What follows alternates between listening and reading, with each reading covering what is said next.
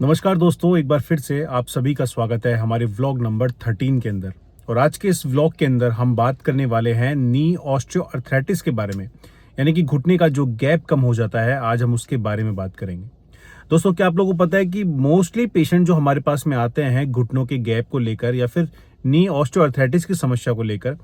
इन patient के अंदर 80% तक घुटना खराब हो चुका होता है, इनकी वॉक पूरी बदल चुकी होती है और डॉक्टर द्वारा इनको ऑलरेडी रिप्लेसमेंट की राय दी चुकी होती है। उसके बाद ये लोग सर्च करते हैं कि फिजियोथेरेपी के लिए अब हमें जाना चाहिए। माय डियर पेशेंट्स, मैं आप सभी को ये बताना चाहता हूँ इस व्लॉग के माध्यम से कि अगर आपके घुटनों का दर्द आपको बना हुआ है, अगर आपकी घुटने की शेप धीरे धीरे बदल रही है या फिर उठने बैठने चलने के अंदर आपको तेज दर्द और सूजन का सामना करना पड़ रहा है, तो तुरंत अपना फिजियोथेरेपी ट्रीटमेंट स्टार्ट कराइए। घुटने की स्ट्रेंथ पर काम करिए,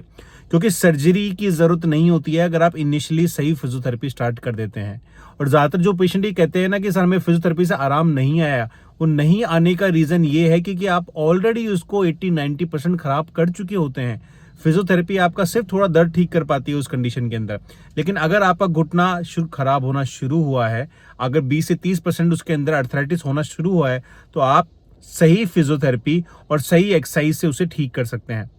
आज के इस व्लॉग के अंदर मैं आप सभी लोगों को यही बताना चाहता हूं कि अर्थराइटिस को सही समय रहते हुए पहचान लीजिए, घुटने के दर्द को समझिए और सही एक्सरसाइज से ठीक कर दीजिए। फिजियोथेरेपी का नी अर्थराइटिस, नी गैप के अंदर काफी अच्छा रिजल्ट है। 100% रिजल्ट मैं बोलूंगा इस कंडीशन के अंदर, लेकिन ये रिजल्ट मैटर तब करता है जब पेशेंट डॉक्टर की सारी बात माने, घुटने को खराब होने से पहले सही समय पर उनके पास पहुंच जाए और जो थेरेपी होती है उसके बाद में जो आपको पालती मारने के लिए मना किया जाता है, लंबे समय तक खड़े रहने चलने के लिए मना किया जाता है, उसको 3 से 6 महीने कम से कम फॉलो करें। अगर ये सब चीजें आप फॉलो कर पाते हैं तो आप अपने घुटने को बचा सकते हैं नी रिप्लेसमेंट से। लेकिन अगर आपने अपना 80% घुटना खराब कर लिया है, आपके घुटने बॉल एग शेप में चले गए हैं और आपसे चला ही नहीं जा रहा है, तो आई थिंक आपको फिजियोथेरेपी इतनी मदद नहीं कर पाएगी और आपको एक अच्छा नी रिप्लेसमेंट सर्जन से ढूंढने की जरूरत है।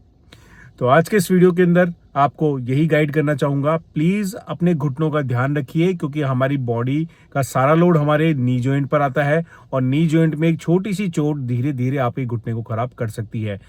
तो अगर हल्का सा भी दर्द है, चाहे वो मेनिस्कस का हो, चाहे वो टेंडन का हो, चाहे वो आपके मसल्स का हो, तुरंत फिजियोथेरेपिस्ट से राय लीजिए, वहां दिखाइए और अपने घुटने को बचाइए। मिलते हैं आप सभी से व्लॉग नंबर 14 के अंदर।